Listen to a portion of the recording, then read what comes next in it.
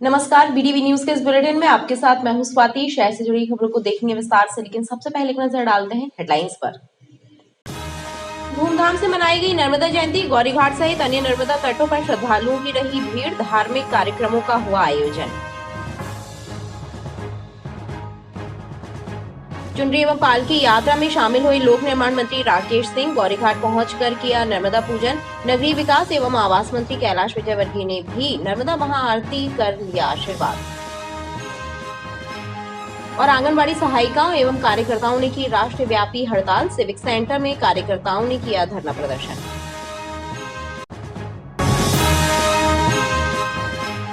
पतित पावनी मां नर्मदा का प्राकट्योत्सव सनातन धर्मियों के द्वारा उत्साह पूर्वक भक्ति भाव से मनाया गया। इस मौके पर नर्मदा तट, गौरीघाट समेत अन्य घाटों पर आस्था का सैलाब उमड़ रहा है। भक्तों ने विधिवत मां रेवा का पूजन कर दान किया और सुख समृद्धि की कामना की।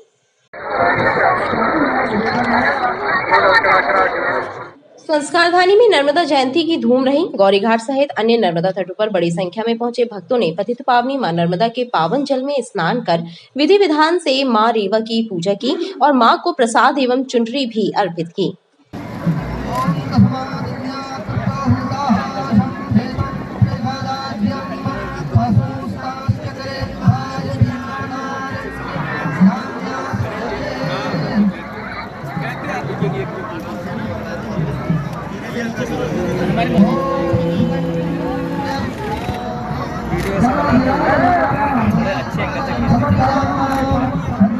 सनातन धर्मियों के लिए नर्मदा जयंती का विशेष महत्व है और यही वजह है कि नर्मदा प्राकट्योत्सव पर संस्कारधानी में उत्सव सा माहौल रहा और मां नर्मदा के दर्शन मात्र से ही कई श्रद्धालु अपने आप को धन्य मानते हुए भक्ति में लीन नजर आए।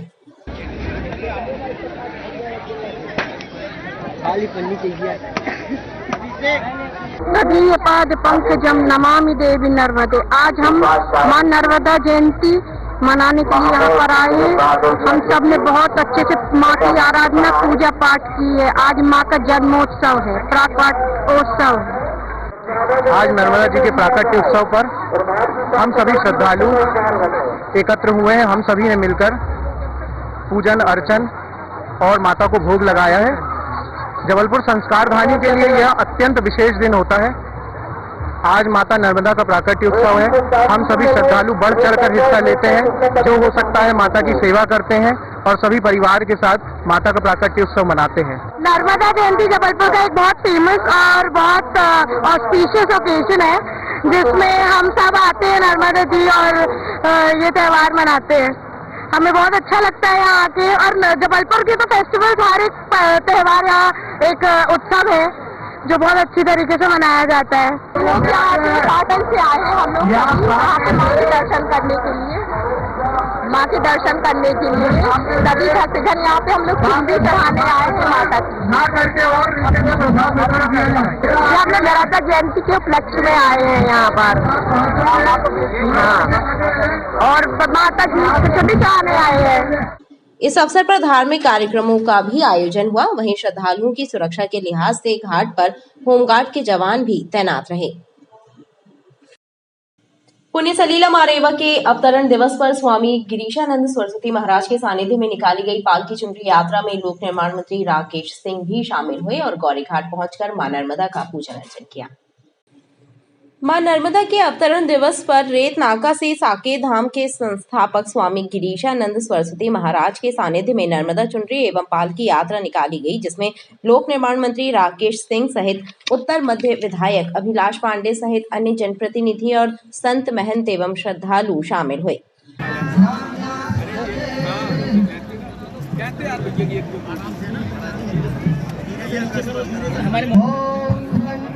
उमा घाट पहुंचकर सभी ने मां नर्मदा का पूजन कर चुनरी अर्पित की। लोक निर्माण मंत्री राकेश सिंह ने कहा कि पतित पावनी मां रेवा के अवतरण दिवस पर उनके दर्शनों एवं पूजन का सौभाग्य मिला है और जीवनदायिनी मां नर्मदा से देश की खुशहाली की प्रार्थना की गई। उन्होंने कहा कि नर्मदा परिक्रमा पथ के निर्माण पर भी विचार किया जा रहा है।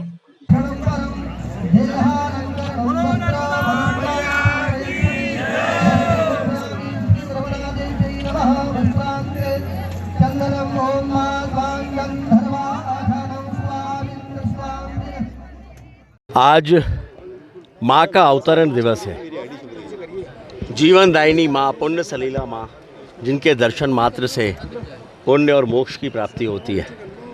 और ऐसी माँ का जब अवतरण दिवस है तो आप देख रहे हैं कि लोगों में अगाध श्रद्धा भाव है, भक्ति है। और आज 5 लाख से ज़्यादा लोग केवल ग्वारी घाट में ही माँ के चरणों में उनके दर्शन के लिए आते हैं। और इसलिए हम सब ने मिलकर ये तय किया कि हम सबकी भी जिम्मेदारी है। माँ जीवनदायिनी है, लेकिन जीवनदायिनी स्वच्छ रहें, इसके लिए हम सबको भी मिलकर प्रयास करना पड़ेगा। तो इस बार ये निर्णय किया था सभी की सहमति से, पूज्य साधु संतों के आशीर्वाद से, कि सभी लोग रास्ते में रेत नाका के पास से ही वहाँ उनके पहले वाहन खड़े हो जाएं। और मैंने कहा था कि मैं स्वयं भी पैदल ही आऊँगा, ताकि यहाँ पर किसी तरह की अव्यवस्था ना हो, कोई भी वीआईपी मूवमेंट के कारण लोगों को परेशानी ना हो। तो आज मैं पैदल ही आया हूँ और पैदल ही जाऊँगा। चुनरी एवं पालकी यात्रा में शामिल हुए भक्तों ने भक्ति भाव से मां रेवा को चुनरी अर्पित की। नगरीय विकास एवं आवास मंत्री कैलाश विजयवर्गीय नर्मदा जयंती पर उमाघाट पहुंचे और मां नर्मदा की आराधना करते हुए महाआरती की। इस अवसर पर उन्होंने कहा कि मां रेवा के जल को दूषित करने वाले गंदे नालों का पानी नर्मदा में मिलने से रोकने के लिए बेहतर कार्य करने के भी निर्देश दिए। महाआरती में समर्थ भैया जी सरकार भी शामिल हुई। नगरीय विकास एवं आवास मंत्री कैलाश विजयवर्गीय भी मां नर्मदा के दर्शन एवं पूजन करने के लिए उमा घाट पहुंचे और संत समर्थ भैया जी सरकार के साथ मां का पूजन किया एवं महाआरती कर पुण्य सलीला को नमन किया।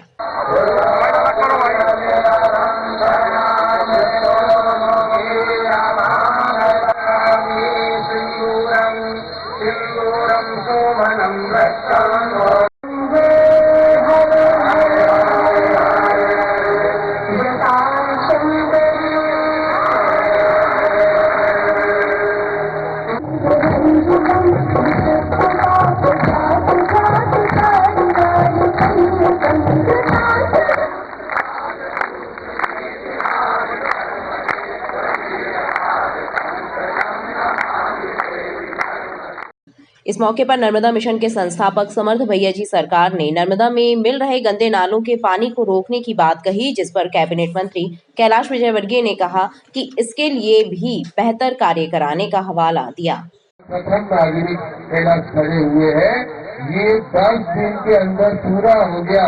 ये पूरे राष्ट्र को, मध्य प्रदेश को ये सबसे बड़ा आदर्श स्थापित होगा कि 1 मार्च के अंदर कोई भी गंदा नाला नर्मदा मैया में प्रवाहित नहीं होगा। ये और पूरा आज सब मिलकर अविरल नर्मदा, निर्मल नर्मदा का संकल्प, यही हमारा आधार, हमारी शक्ति है। और निश्चित रूप से हम सब मिलकर, परिक्रमावासी हो, तटवासी हो, सब मिलकर, और कहते हैं जब जनसेवक ऐसा मिलता है जो धर्म को, संस्कृति को। मुझे बहुत प्रसन्नता है, दादा गुरु जी लगातार परिक्रमा कर रहे हैं। उनका आदेश था कि मैं आज यहाँ पर आऊँ, नर्मदा मैया की शरण में उनके दर्शन, बाकी संतों की भी दर्शन करने का मुझे मैं एक बार फिर से सभी संतों को प्रणाम करता हूँ। और एक बात कहना चाहता हूँ, मां नर्मदा मध्य प्रदेश की भाग्यदायिनी है, गुजरात की भाग्यदायिनी है। अभी हमारे मुख्यमंत्री डॉक्टर मोहन यादव जी ने निर्देश दिया कि नर्मदा जी में मिलने वाले सारे नालों को बंद किया जाए। यहाँ पर महापौर जी हैं, मैं भी जा रहा हूँ, कलेक्टर और सब अधिकारियों को बुलाया है और उनको निर्देश देके रंगा की जबलपुर में जितनी भी नाली है उनको तत्काल 1 महीने के अंदर बंद करें। उसमें जो भी कार्रवाई करना होगी हम सब मिलकर करेंगे। शासन के पास पैसे की कमी नहीं है, जो भी पैसा लगेगा हम नर्मदा की परिचर्या के लिए जरूर खर्च करेंगे। इसमें कोई शक नहीं है। हमारे नर्मदा जयंती पर गौरीघाट आने वाले श्रद्धालुओं के वाहनों की पार्किंग को लेकर ट्रैफिक विभाग द्वारा आयुर्वेदिक कॉलेज ग्राउंड में व्यवस्था की गई और बैरिकेड लगाकर रेत नाका अवधपुरी में वाहनों को रोककर आयुर्वेदिक कॉलेज भेजा गया। नर्मदा जयंती पर यातायात व्यवस्था दुरुस्त रखने के लिए ट्रैफिक विभाग एवं जिला प्रशासन द्वारा व्यापक इंतजाम किए गए। 2 पहिया एवं 4 पहिया वाहनों को रेतनाका अवधपुरी के पास रोक दिया गया और अवधपुरी से डाइवर्ट किए गए रूट से होकर आयुर्वेदिक कॉलेज ग्राउंड में बनाए गए पार्किंग स्थल भेजा गया। इसके अलावा वापसी में भटौली कुंड होकर तिलहरी की ओर से वाहनों को रवाना किया गया। नर्मदा जयंती जो आज हमारे जबलपुर का सबसे बड़ा त्योहार है, बहुत अत्यधिक भीड़ रहती है इस रोड पर। तो यहाँ पर जगह जगह पर पॉइंट बनाए गए हैं, जैसे छोटी लाइन फाटक, बंदरिया चौक, रामपुर चौक, फिर यहाँ पर आगे राम मंदिर, बादशाह हलवाई मंदिर, सब जगह लगाए गए हैं। कम से कम 1-4 का बल लगा है, जहाँ एक इंचार्ज भी है और इसमें पूरी ट्रैफिक व्यवस्था लगाई गई है कि कोई भी अवरोध पैदा ना हो, क्योंकि यहाँ पर चुनरी यात्राएं भी जा रही हैं, भंडारे भी हो रहे हैं और ये भी प्रयास किया गया है कि रोड बाधित ना हो किसी भंडारे की वजह से और साउंड भी एक निश्चित डेसिबल में बजे। ये सब व्यवस्था पुलिस अधिकारियों द्वारा की गई है और 2 शिफ्टों में हमारी लगातार ड्यूटियां हैं। ट्रैफिक विभाग के द्वारा गौरीघाट मार्ग में जगह जगह बैरिकेडिंग कर वाहनों को घाट तक ले जाने पर बंदिश लगाई गई। साथ ही लोगों को भी पार्किंग स्थल में वाहन पार्क कर घाट तक पैदल जाने की समझाइश दी। एशिया के सबसे बड़े अर्बन फॉरेस्ट एरिया में शुमार डुमना नेचर पार्क के विकास के लिए अर्बन फॉरेस्ट टूरिज्म योजना तैयार की जाएगी और प्रदेश सरकार इसके लिए बजट में भी अलग से प्रावधान करेगी। ये कहना है नगरीय विकास एवं आवास और संसदीय कार्य मंत्री कैलाश विजयवर्गीय का। जबलपुर प्रवास के दौरान उन्होंने पार्टी कार्यकर्ताओं और जनप्रतिनिधियों से मुलाकात की। नगरीय विकास, आवास एवं संसदीय कार्य मंत्री कैलाश विजयवर्गीय का जबलपुर आगमन हुआ। इस दौरान उन्होंने सिविल लाइन स्थित होटल में पार्टी कार्यकर्ताओं और जनप्रतिनिधियों से मुलाकात की। वहीं मीडिया से चर्चा करते हुए उन्होंने बताया कि क्रेडाई संस्था के सदस्यों ने उनसे मुलाकात कर अपनी समस्याएं बताई हैं। लिहाजा 23 या 24 फरवरी को जबलपुर के सभी विधायक गणों और confederation of real estate developers association of India के पदाधिकारियों के साथ बैठक करेंगे और शहर विकास में बाधक बन रही समस्याओं का निराकरण करेंगे। वहीं एशिया के सबसे बड़े शहरी वन क्षेत्र डुमना नेचर पार्क के लिए अर्बन फॉरेस्ट टूरिज्म योजना तैयार करने के लिए महापौर को कहा है और इसके विकास के लिए बजट में भी प्रावधान किया जाएगा। अभी मुझसे जबलपुर के विकास के लिए क्रेडाई के लोग मिले थे। उन्होंने अपनी समस्या बताई है। किसी भी शहर के लिए डेवलपमेंट, जो प्राइवेट डेवलपर रहते हैं उनकी सहजता, सरलता और उनको किसी प्रकार की असुविधा नहीं हो, इसके लिए सरकार को सहज होना चाहिए और हम उनके लिए अच्छा फैसिलिटेशन देंगे जिससे जबलपुर का विकास हो। महापौर जी, हमारे माननीय विधायकगण, हमारे नगर अध्यक्ष, उन लोगों ने शहर की कुछ समस्याओं के बारे में मुझसे चर्चा की है। मैं 23 या 24 को जबलपुर के सभी माननीय विधायक और माननीय महापौर जी के साथ कुछ क्रेडाई के लोग और कुछ यहाँ के शहर के प्रति चिंता करने वाले लोगों को बुलाकर जबलपुर के विकास के लिए एक बैठक करूँगा। और मुझे उम्मीद है कि आज मैंने एयरपोर्ट से आ रहा था, महापौर जी ने बताया कि एशिया का सबसे बड़ा अर्बन फॉरेस्ट है। हम अर्बन फॉरेस्ट के लिए अलग से इस बार बजट में भी प्रावधान कर रहे हैं और हम चाहेंगे कि उस अर्बन फॉरेस्ट का लाभ जनता ले। इसलिए अर्बन फॉरेस्ट टूरिज़्म की कोई योजना बनाने के लिए मैंने महापौर जी से कहा है, उसमें राज्य शासन उसमें मदद करेगी। नगरीय विकास मंत्री शहर में आयोजित कार्यक्रमों में शामिल हुए। केंद्रीय ट्रेड यूनियनों एवं योजना कर्मियों के राष्ट्रीय संगठन के आह्वान पर आंगनबाड़ी कार्यकर्ता, सहायिका, मिनी कार्यकर्ता संयुक्त मंच के द्वारा हड़ताल की गई। राष्ट्रव्यापी हड़ताल के दौरान आंगनबाड़ी कार्यकर्ताओं और सहायिकाओं ने सिविक सेंटर में धरना प्रदर्शन कर नियमितीकरण, वेतन वृद्धि सहित अन्य मांगों को लेकर एक मांग पत्र भी जिला प्रशासन को सौंपा है। हम अपना अधिकार मांगते नहीं, किसी से भी मांगते। अभी तो ये लड़ाई है, आगे और लड़ाई। सिविक सेंटर में हड़ताल कर धरना प्रदर्शन कर रही आंगनबाड़ी कार्यकर्ताओं सहायक शासन की वादा खिलाफी के प्रति आक्रोश व्यक्त किया और नियमितीकरण, वेतन वृद्धि सहित अन्य मांगों को पूरा करने पर जोर दिया। संगठन के पदाधिकारियों का कहना है कि केंद्रीय ट्रेड यूनियनों के आह्वान पर राष्ट्रव्यापी हड़ताल की गई है और उम्मीद की जा रही है कि शासन उनकी परेशानियों को समझेगा एवं मांगों को पूरा करेगा, क्योंकि उनके द्वारा लंबे समय से आंदोलन किया जा रहा है। ये हमारा राष्ट्रव्यापी आंदोलन है। पूरा देश के अंदर आंगनवाड़ी कार्यकर्ताएं आज हड़ताल पे हैं, अपने अपने काम को बंद किया हुआ है, सेंटरों में ताले लगे हुए हैं। इसलिए क्योंकि सरकार हमसे बंधुआ मजदूर की तरह काम करा रही है, हमको कर्मचारी का दर्जा नहीं दे रही है। हम सरकार से सरकारी कर्मचारी का दर्जा मांग रहे हैं। जब तक हमको सरकारी कर्मचारी का दर्जा नहीं देती है तब तक न्यूनतम वेतन 26,000 हमारी बहनों को मिलना चाहिए। रिटायर होने पे उनको पेंशन मिलना चाहिए। सुप्रीम कोर्ट का जो आदेश है वो उसको पूरा प्रदेश के अंदर लागू करना चाहिए और जो अभी तक रिटायर हुई हमारी बहनें हैं उनको ग्रेजुटी का लाभ मिलना चाहिए। यही हमारी मुख्य मांगे हैं। आंगनबाड़ी कार्यकर्ताओं एवं सहायिकाओं ने कहा कि सरकार द्वारा लागू की जा रही श्रम संहिताओं पर रोक लगाने की मांग की है। नगर निगम की संपदा शाखा में लीज नवीनीकरण, लीज नामांतरण और लीज फ्री होल्ड करने का दायित्व एक भृत्य को सौंप दिया गया है। अधिकारियों का यह निर्णय लोगों को हैरत में डाल रहा है। कांग्रेस पार्षद दल ने विरोध जताते हुए यह आदेश निरस्त करने की मांग की है। कांग्रेस दल ने निगमायुक्त के नाम लिखा पत्र उपायुक्त अंजू सिंह को सौंपा है, जिसमें मांग की गई है कि संपदा शाखा में व्याप्त भ्रष्टाचार पर लगाम लगाई जाए। साथ ही लीज संबंधी कार्यों का जो दायित्व भृत्य को सौंपकर उसे प्रभारी बनाया गया है, उस आदेश को निरस्त करने की मांग की। वर्तमान 1 माह से लगातार लीज के प्रकरणों पे आम जनता परेशान हो रही है, चाहे वो हस्तांतरण हो, नामांतरण हो, चाहे वो फ्री होल्ड के प्रकरण हो। दर्जनों फाइलें अधिकारियों की टेबल पर हैं, लेकिन ना जाने किस कारण वो साइन नहीं कर रहे हैं, उसको आगे नहीं बढ़ा रहे हैं, जिससे आम जनता वैसे ही परेशान हो रही है। और आपने गैर जिम्मेदाराना एक रवैया अख्तियार किया है और एक ऐसे शख्स को नियुक्ति किया है भृत्य के पद पर जो शायद कुछ भी नहीं जानता है, उस पोस्ट के लिए वो वैलिड ही नहीं है। निश्चित तौर से आपके पास और भी अधिकारी कर्मचारी हैं जो जिम्मेदारी से काम करते हैं, लेकिन उन सबको दरकिनार कर एक भृत्य के पद पर जिसकी नियुक्ति होनी चाहिए उसको आपने एक संपदा शाखा का जिम्मेदार पद दिया, जिसका के विरोध करने आज हम कमिश्नर महोदय से आए थे।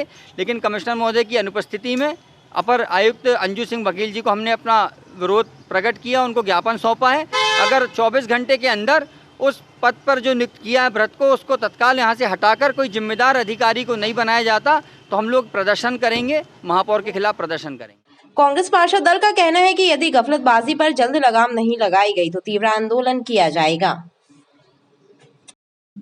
नगर निगम की स्थापना शाखा से संबंधित करीब 700 केस न्यायालय में पेंडिंग है, जिन पर अधिकारी जवाब तक पेश नहीं कर रहे हैं। पूरा मामला चर्चा का विषय बना हुआ है। अधिकारियों की लापरवाही के कारण नगर निगम को अधिकांश केसों में हार का मुंह देखना पड़ता है। नगर निगम की स्थापना शाखा में चल रही गफलतबाजी के चलते सबसे ज्यादा कोर्ट केस इसी शाखा के खिलाफ होते हैं और अधिकांश केसों में नगर निगम को कोर्ट की फटकार मिलती है और हार का सामना करना पड़ता है। स्थापना शाखा से संबंधित करीब 700 केस न्यायालयों में लंबित हैं, जिन पर जवाब तक पेश नहीं किए जाते। जवाब नहीं देने से फैसला एक तरफा हो जाता है या फिर केस लंबित रहते हैं। देखिए, अभी वर्तमान में उसमें 700 केसेस लंबित थे, जिसमें से 344 पे जवाब दर्ज हो चुके हैं और शेष प्रकरणों पे समीक्षा के अनुसार और उनके गुण दोष के आधार पर जवाब प्रस्तुत किए जा रहे हैं, जिसे माननीय न्यायालय के समक्ष प्रस्तुत किया जाएगा और जो भी गुण दोष के आधार पर निर्णय किया जाएगा वो मान्य किया जाएगा। कुछ कंटेम्प्ट लगे हैं, पर उनकी ऑलरेडी हम लोग जवाब प्रस्तुत कर चुके हैं और जो उसमें निर्णय किया गया है न्यायालय द्वारा उसका पालन प्रतिवेदन भेजा जाएगा। अभी जो पेंडिंग है वो 200 ही है, मतलब 200 के ही लगभग है, बट उसमें भी कार्यवाही चल रही है और उसका भी प्रतिवेदन प्रस्तुत कर दिया जाएगा। कितने करीब एडवोकेट लगे हैं? 25 एडवोकेट अभी नगर निगम में कार्यरत है और जिनके पास लगभग 40-50 ऐसे ऑन एवरेज सभी के पास केसेस हैं। नगर निगम की स्थापना शाखा में वर्षों से जमा एक अदना सा कर्मचारी बड़े बड़े अधिकारियों के कान काट रहा है। उसकी कारगुजारियां भी चर्चा का विषय बनी हुई हैं, लेकिन उसकी राजनीतिक पहुंच के चलते कोई भी उसके खिलाफ कुछ बोलने की हिम्मत नहीं जुटा पा रहा है। लाडगंज थाना पुलिस ने उजारपुरवा में एक व्यक्ति को अवैध रूप से ज्वलनशील पदार्थ डीजल का संग्रहण कर बेचने के मामले में गिरफ्तार किया है। पुलिस ने आरोपी के पास से मिले प्लास्टिक के कैन से 40 लीटर डीजल और 3400 रुपए जब्त किए हैं। पुलिस ने जानकारी देते हुए बताया कि उजारपुरवा गली नंबर 2 में मुखबिर की सूचना पर दबिश दी गई, जहां दीपक सेन नामक व्यक्ति को अवैध रूप से डीजल का संग्रहण कर बेचने के मामले में पकड़ा गया। उसके कब्जे से 40 लीटर डीजल और 3400 रुपए जब्त कर विधिवत प्रकरण दर्ज किया गया है। मामले की विवेचना की जा रही है। थाना लाडगंज प्रभारी को ये सूचना मिली थी कि उजारपुरवा में कोई अवैध डीजल बेचने का कारोबार करता है। इस सूचना की तस्दीक करते हुए जब पुलिस टीम उजारपुरवा भेजी गई तो वहाँ एक व्यक्ति दीपक सेन नाम का मिला, जो एक केन में डीजल रखा था जो लगभग 40 लीटर था, जिसको उसने अवैध तरीके से रखा हुआ था। इस पर तत्काल धारा 285 IPC का अपराध पंजीबद्ध किया गया है और दीपक सेन को गिरफ्तार कर लिया है और विवेचना चल रही है। सगाई के एक दिन पहले BSF के एक जवान ने भेड़ाघाट क्षेत्र में ट्रेन से कटकर खुदकुशी कर ली। मृतक धनवंतरी नगर चौकी क्षेत्र अंतर्गत ग्राम कुंगवा का रहने वाला था और अपनी शादी के लिए 1 महीने की छुट्टी लेकर आया था। जवान ने आत्महत्या क्यों की है, इसका पता लगाने के लिए पुलिस जांच कर रही है। BSF के जवान अश्विनी पटेल ने भेड़ाघाट क्षेत्र में ट्रेन से कटकर अपनी जान दे दी। इस घटना से जवान के घर में मातम पसरा है। दरअसल शुक्रवार को उसकी सगाई थी और सगाई के एक दिन पूर्व ही उसने खुदकुशी कर ली। पुलिस ने मामले को जांच में लेकर घटना का कारण पता लगाने के प्रयास शुरू कर दिए हैं। उनकी तलाश जब सघनता से की गई भेड़ाघाट टीम के द्वारा और धनवंतरी नगर पुलिस चौकी के द्वारा, तो रेलवे ट्रैक जो बहदन रोड पे जाता है, वहां रेलवे ट्रैक के बीचों बीच उनकी लाश गर्दन से कटी हुई पाई गई और प्राथमिक कार्रवाई जांच भेड़ाघाट पुलिस के द्वारा की जाकर आज उनका पोस्टमार्टम कराया गया है। पोस्टमार्टम के उपरांत चूंकि वो एक सेना में भर्ती थे और सेना के जवान थे, तो उनका गार्ड ऑफ ऑनर भी दिया गया है और उनके डिप्टी कमांडेंट साहब, उनका पूरा स्टाफ भी आया था। आज उनका फ्यूनरल भी हो गया है। BSF का जवान होने के नाते गार्ड ऑफ ऑनर देकर अश्विनी का अंतिम संस्कार कराया गया। खबरें लगातार जारी हैं, आप देखते रहिए BTV न्यूज।